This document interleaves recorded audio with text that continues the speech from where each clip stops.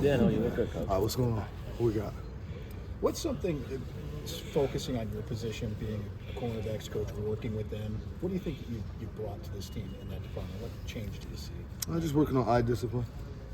Eye discipline and transition. Just understanding those little details that a lot of times they don't really think are important. And understanding and knowing, you're going to do it over and over and over again. We may only do 2 drills because you haven't done that the right way, but we can't go on until you do certain things the right way, because eye discipline is everything when it comes to being a good corner, being in a good secondary anyway. Got to know your job, your alignment, and your eyes. All have to be right. Coach, obviously as a DB coach, I'm biased. Marcellus Barnes, a guy that's came up multiple times with players as an early standout. What have you seen from him, and how has he been able to stand out so quickly as a freshman? He's just doing a good job. He's detailed. He tries to lock in on his job. He comes in, tries to get extra meeting time, and all. He's always asking and trying to pull coaches out of meetings to come and meet with him. So he's trying to do all the things that it takes to have an opportunity to compete for a position as a freshman.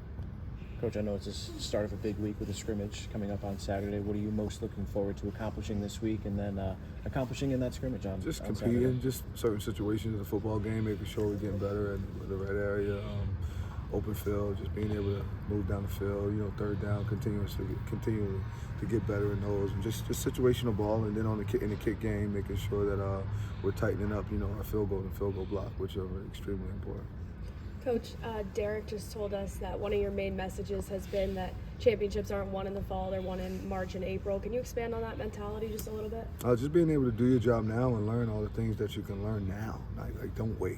People always, I'm gonna wait till the summer comes, I'm gonna get right. Like, why not now? I don't usually live later on. I try to do things now. I'm not promised September, so I'm gonna dominate April. And really, I just try to live 1 week at a time, and I work on our players doing that.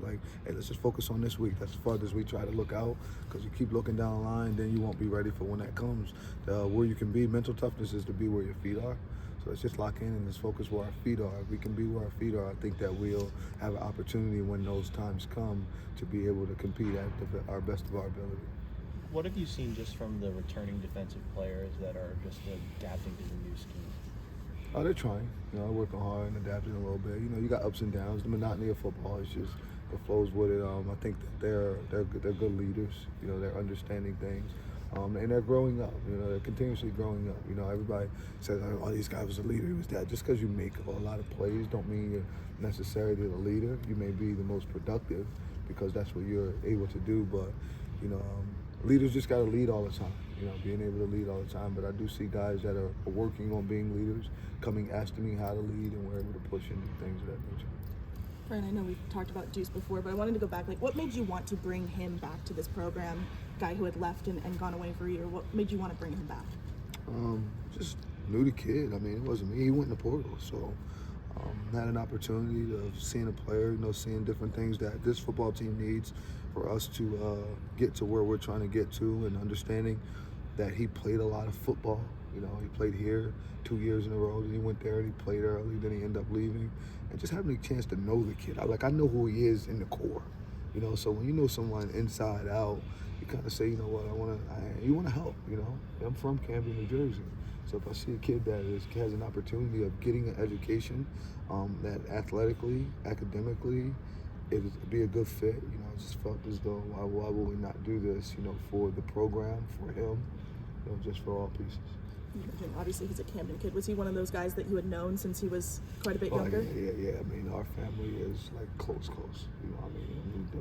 Deuce and my son have been friends since they were 4 or 5. Since he was playing Little League football. And then when they first started, we kind of knew each other. And, he's really everyone. You go where we're from, we're cousins. So everyone tell you that's my little cousin. So everyone knows it. He's as close as blood as it's gonna get. We just understand it. He's a good kid that I care about a lot. I care about Deuce more as a person than football. Because he'll only play football if he's lucky. Some more years, but I know he'll be able to become a good father by being around. Just a good man. I want him to be a good husband one day. Those are the things that are important to me when it comes to Deuce and all the other kids that I've known on the team, period, but other kids that I truly know. It's something about, them coming from where I'm from, and then being able to follow what I'm doing and being able to mimic and have those same type of households and things of that nature. Was there any concern about the fact that he battled a couple injuries last year that kind of kept him out of play? Nah, Brandon is really, really good at what he does. Brandon Hall is amazing. So, I knew with our athletic training staff and just all the pieces that he had, Dr. Pataglia, feel like we have everything needed here when it came time to just being able to get guys on the field and what I like to do when guys are injured and how to get them back. So, I feel like, we're in Syracuse, right? We're in New York. That's some of the best doctors in the world. We'll be fine. We're straight.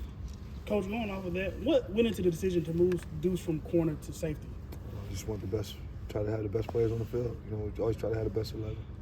Guys try to put, different ones. You want to always try to have the best 11 and putting them in position where you have the chance to play on Sunday. I think that when these kids are playing football, most of the time as a coach, I could have put him at corner and he'd probably be better than some of the corners at the moment because he's played it a lot. But why not put him in a position where he can succeed and he'll have an opportunity of even a chance to play after, college football and putting him in the best position because he does have natural instincts and ability to go catch the ball, be able to cover tight ends and do things of that nature. So just want to put him in the best position to help himself one day. What does that do for Cinco and JB back there, two of your best returners? It helps us to compete. We compete. This is football. Football is about competing. And so you got to put different guys, stack them up, put them all in. Let's just see what they're going to do. It's about competing. Like, we're going to compete here. The score is the score, but you got to compete on a daily basis. So it just makes them want to compete. And if they don't, then they won't be here.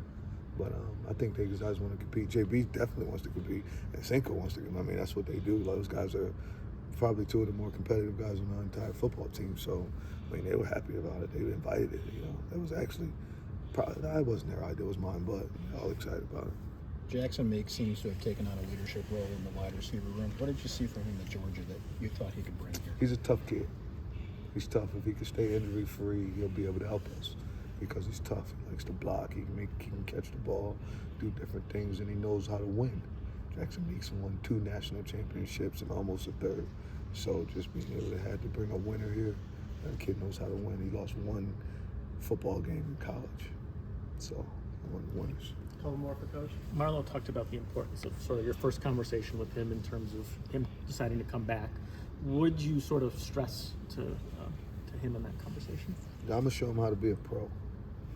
I think I know what it takes for you to go be a pro. I coach Tyler Matakevich. I coach a bunch of different guys that play football, that play his position, the same position, and we can show you how to be a pro from the way you eat, the way you sleep, your body, just everything. We showed him a lot different. The way you go handle the classroom, which he's a great student, but just all of those things of just you want to be a pro, let us show you how to be a pro. I'll show you how to prepare how to pro, which is first it starts with prayer, relentless obedience, and then let's do that at everything we do. The way you sleep, the way you eat, the way you train, the way you study for football, the way you study for academics. So just all those pieces that we're showing him, and he's a sponge. So he's just around, he goes forward. He got the iPad out, he does everything. Hey, Coach, you gotta send this over to me. Hey, look at this, watch plays. So I'm very, very happy he decided to come back. Did you have any sort of things that you said, like specifics that you mentioned, hey, we're going to change this right away, or is it, hey, I've seen it, and we're going to get it right? I don't really understand what you're asking me. Are you asking him or are you asking overall? Because you're not really asking the question. When you had the conversation with him, Was it about the team or about him? What are you asking, him or team? him? About him? Yeah. We got to change your body. You got to get your body to be right. Let's get you real lean. Let's get you to be sexy. Let's let you, take care, get some abs and things of that nature. So just working on all that with him, and I think he did a good job of just cutting his body fat down. He got stronger. He did 225 25 times. When he first got here, it was at 16, 17, and he's already up to 25. His body fat went all the way down into the single digits now. So, just all those little things that it takes for guys to go be a pro. He's a pro. He handles himself like a pro. So, he already had it. Now it's like, hey, let me show you how to keep that fire lit. Show you how to get it to go. Keep that fire lit. Coach, there's been so much hype and positive momentum around the program. What is the biggest challenge that you've encountered so far that you anticipate? Just making sure that I could deliver for the players. I don't really care about the players and the fans. That's really what it's about. The alumni, making sure they got access to being able to come back, getting them to class on time, making sure that the professors understand and know that we care about academics. I'm just trying to bring it all together. To be able to win, everybody has to be on the same page and we all on the same boat to go the same way. Not guys on different pages. Professors, y'all want us to class on time? Bet, let's get to class. Let's not miss class. Let's try to be there on time. Let's sit in the first 2 rows so we can learn. Hey, fans, you want us to do this? Okay, so we're going to bust our butt and try to recruit at a high level so you can stay energized and being happy about the program. Alumni, come back around. Make sure you got some input on being able to tell us some of the things that you've done and the things that you saw. So we just try to bring the whole family back together. It's like it was a family feud, right? So then now he came back in, and now we got us all back together. You know, John Wildhack said, this is what I want, this is how we need to get it done. Let's get everybody back together. So we're just trying to keep the family together, keep everybody happy. You know, at all times, everybody won't be happy. You know, there's different pieces of it. But just like in any time of family, at some point, they'll get over it. Let's just keep doing what we're doing. They'll get over it and come back to the family, you know. You got brothers and sisters? Yes, sir. How many times y'all argue? I argued this morning with one of them. You should still love them? I'm gonna text them after this. Exactly. That's what it's about when it comes to family. Anything else? Appreciate y'all.